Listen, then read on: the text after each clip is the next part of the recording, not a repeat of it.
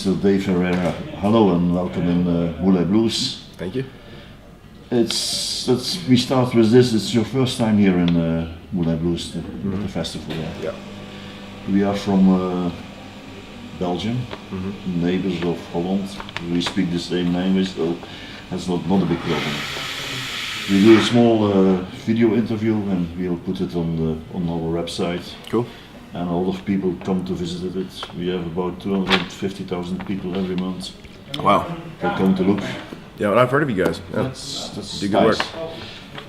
Mr. Herrero, your first time in Moulin Blues, first time in Holland? No? No, I've played Holland before. I couldn't tell you exactly where, but I played Holland before. It was a good feeling to play in Holland. Yeah, it was cool. It was by the beach, and they had like amazing seafood, really good treatment, very kind treatment. Yeah, it was good. I mean, it's always good. It's always good, yeah. How did you get into the music? What is your story behind the fact that you became a musician? Well, I think you just are a musician, or you know what I mean. It's like it's in you. It's in you. So when I was a little kid, I'd sing a lot. Just play like piano. Mr. Jules August told me, he had the music in the blood. He said. Yeah, exactly. My grandfather was a Dominican piano player who went to New York in 1928. He went to New York. And he actually played the World's Fair in New York in 1939. This was your Louis. My grandfather, yeah. Louis. So you were a bit destined to become a musician. Yeah, destined to become a lot of things, I think. Do you regret that, or you? Oh no, it's been a very charmed existence. Yeah, very it was blessed. a good decision to do. Oh man, I mean, well, see, there's a saying that like if you take the leap, the universe will provide the net. Mm-hmm. You know, so you just when you have the feeling in your bones, you have to do it. You have to do it. You have to follow. So okay.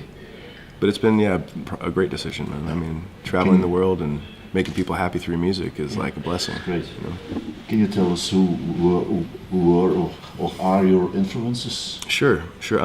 Well, actually, let me tell you about the story of the music, like how it all sort of it's good. went. You know what I mean? So when I was young, I was playing piano and singing. You know. What do you mean with young? Young, 5, Ooh, 6, 5, 7, 8, yeah. And then didn't really like the piano, but I loved to play. I loved the music, you know. And I had kind of a troubled youth period, and I got sent to military school, to an academy, and 2 roommates and myself all put a little bit in to buy 1 guitar for the 3 of us. And just so happened my roommate was a genius, and in like 1 year was playing Jimi Hendrix. You were lucky that he was buddy guy. Yeah. And I tried to keep up with him. We started a band, and then things developed. I moved to Jacksonville, went to the University of North Florida, and started a little blues band on the beach, and had a good time. And then I met a guy named Seth Walker, who brought me to Austin. He's like, come check it out. And then I went to Austin. I'm like, well, here it is. And then Austin learned a lot from some great musicians, and then moved up to Chicago. Mm-hmm. My brother is a hip-hop producer. It was like hip-hop beats. What was your first step to Austin? Mm-hmm. There you had also a release with your brother, I think, Mike? No, I did a record in Austin called Hard Life Blues in the year 2000. I don't know. Austin to Chicago. Austin to Chicago I did in Chicago. Oh, in Chicago, okay. And my brother helped with the production on that, yeah, and Felix Reyes. So he was also a bit of a musician in the family. Yeah, he's an artist. He's a visual artist. Mm-hmm. And he took his visual art skills. He has a full scholarship to the School of the Art Institute of Chicago as a painter. Mm-hmm. And he took his painting ideas and translated them into music, hip-hop beats, making beats for rappers with samples and this and that. Great. And I was actually coming back from Norway in 2000, and I hadn't hung out with my brother for a long time because we went to military school. And I was just like, you know what, give me a flight for a week down the road, because there was a layover. And I had to stay overnight. They were like, no, I'll take it for a week. Like, okay, cool. Surprised my brother. He's making music. And I'm like, what is this, man? You know, you're a painter. And so we started making music together. And then with that music that we created, he would come to Austin. I'd go to Chicago. I decided to move to Chicago. And then we started making music for Oprah Winfrey. Mm-hmm. You ever heard of Oprah? Yeah, Oprah Winfrey television show. Yeah. And the great lady. The big lady. Yeah, man. Yeah, she's a heavy hitter. She's a heavy hitter, but they provided us a lot of opportunities. So those compositions that we made, mixing hip hop and some blues stuff, got onto the television show, and then we started a production house making music for television. Okay, second step after Austin is Chicago. There you met Jimmy Burns. Yeah, That's correct? yeah, he's one of my best friends. That guy, he's a sweetheart, great guy. You also went with him into the studio. Yeah, we recorded a record called "Stuck in the Middle." Stuck in the Middle, 2001. Yep. Oh, was it 2000? I found 2001, but No, we did that not probably correct, about 7 years ago. I think it was. Okay, no problem. Yeah. But, you work with him in Chicago. Yeah, I play with him a lot. I, got to play with a lot of the really amazing guys, man. Like Lurie Bell, Jimmy Johnson. Just get to sit in and we all, trade guitars on gigs and stuff. That's about your thing, but you did also a lot of work as a sideman. Yep. Yeah. Yep. You worked with Buddy Guy. Not in his band, but I've gotten to play with him on some occasions, which has been amazing. Yeah. Nicky Hill. Nikki, I played bass on a few songs on her record, and I played bass on a tour with her. I can go on with Gary Clark, Robert Randolph, and more. Yeah, I've just been lucky, man. Friends, Los Lobos has been a big one, influence on me. Los Lobos? That's what I say. Those guys are incredible. That means also a lot of styles. Yeah. It's just, it's good to have good relationships with people. Be nice to people, and they'll, take care of you. About your solo career, can you tell us something about it? Yeah, it's been kind of.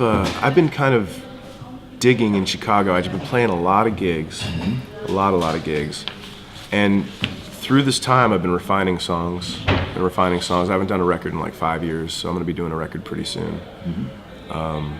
Just been refining songs, and I started this new music licensing library for film and television with the music director of Oprah. It's called Who's the Boss Music Library, WHOZ, Who's the Boss. Yeah, and that's real successful right now. We have Jimmy Johnson is in the library, Billy Branch is in the library, a lot of great Chicago blues and hip hop, and a lot of international artists and writers and producers. So we're trying to get money to people and make some for ourselves as we get music licensed for television shows. Is it correct when I say that Corazon is your third album? Correct. That's correct. Solo album. Why that specific name?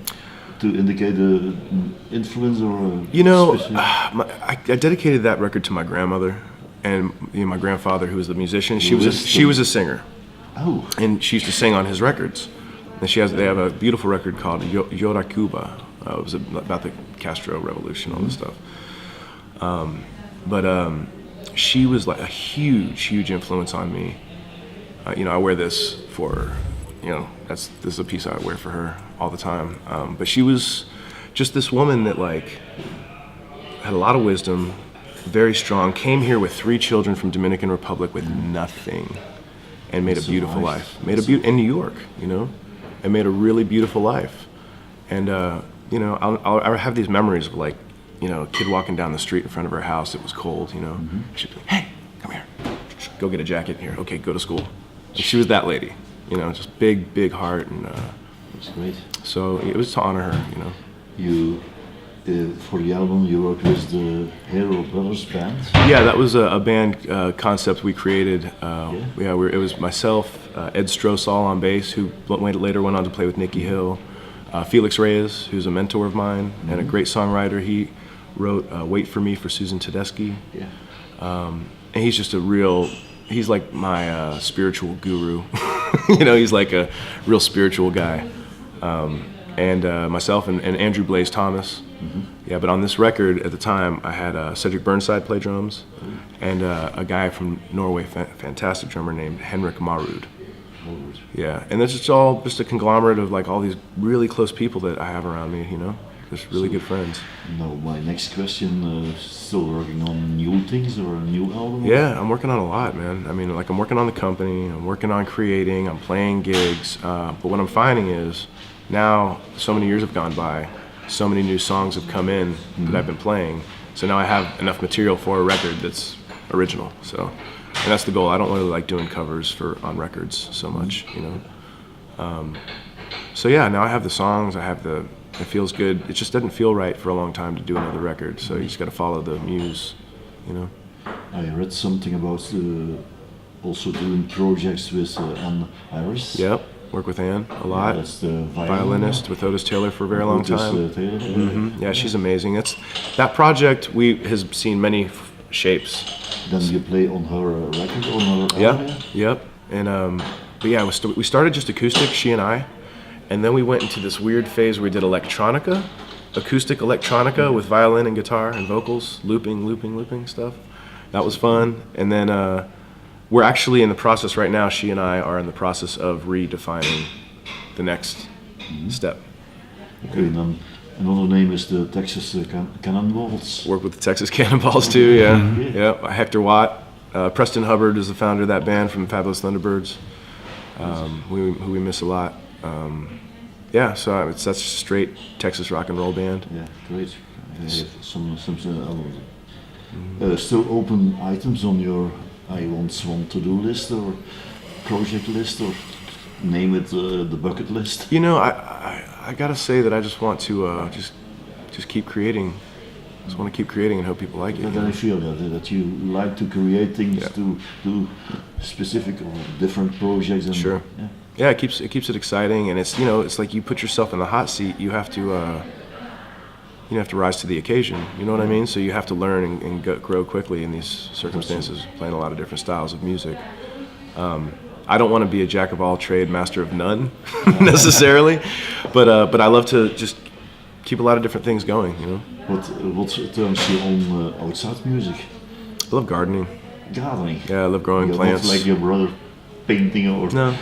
No, I love gardening. Love working on my cars. Just simple stuff. What is the best advice that you would give anyone who wants to become a musician? Well, I mean, if you have a young guy comes to you and they say, I want to follow you up or to do something in music. Well, I would give them the same advice Buddy Guy gave to me, and he just told me, don't ever give up. He was 60 years old before he had his first big breakthrough. He's like, just don't give up, man. I was like, all right.